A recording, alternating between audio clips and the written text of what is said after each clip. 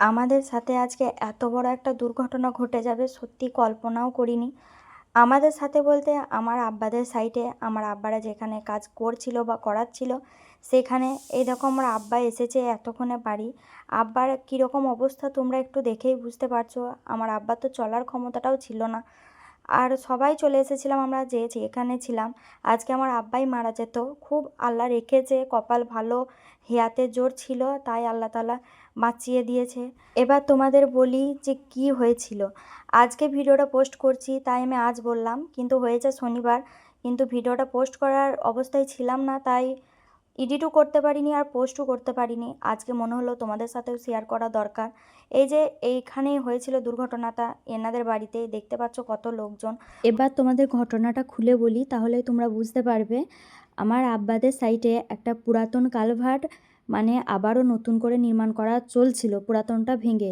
সেই পুরাতন কালভার্টটা ভাঙার জন্য একটা ভাইব্রেটর মেশিন দিয়ে কালভার্টটা ভাঙছিল। সেই ভাঙার জায়গায় আমার আব্বা এবং দুইজন দাঁড়িয়ে ছিল, একটা কোম্পানির স্টাফ আর একটা আমাদেরই শ্রমিক দাঁড়িয়ে ছিল।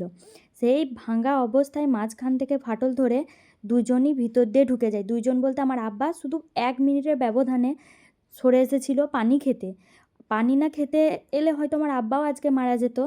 আর ঢুকে যাওয়ার পর কালভার্টের পুরো অংশটাই তাদের উপর চাপা পড়ে যায়, তাতেই তারাও সঙ্গে সঙ্গে ওইখানেই মারা যায়। 1 মিনিটও মানে বেঁচে থাকে না। আমার আব্বা কাকা সবাই অনেক মন থেকে ভেঙে পড়েছে। আর যেই কাকা মারা গেছে তাকে আনা পর্যন্ত আমরা থাকতে পারিনি, আমাদেরকে বাড়ি চলে আসতে হয়, কারণ অনেকটাই রাত হয়ে গেছিলো। আর দুর্ঘটনাটা হয়েছে ধুনেখাড়ি অঞ্চলে, হুগলি জেলায় যতদূর সম্ভব। তাও তাও আমি তোমাদেরকে একটা কমেন্টসে লিঙ্ক দিয়ে দেবো, তোমরা একবার দেখে নিও। ওটা একটা নিউজ আছে, ওটা একবার দেখে নিও, তাহলেই তোমরা সব কিছু বুঝতে পারবে কি করে হয়েছিল বা কী করে কীভাবে সব কিছুই বুঝতে পেরে যাবে। কারণ আমি তো অতটা ক্লিয়ারলি বা অতটা সুন্দর করে বলতে পারছি না।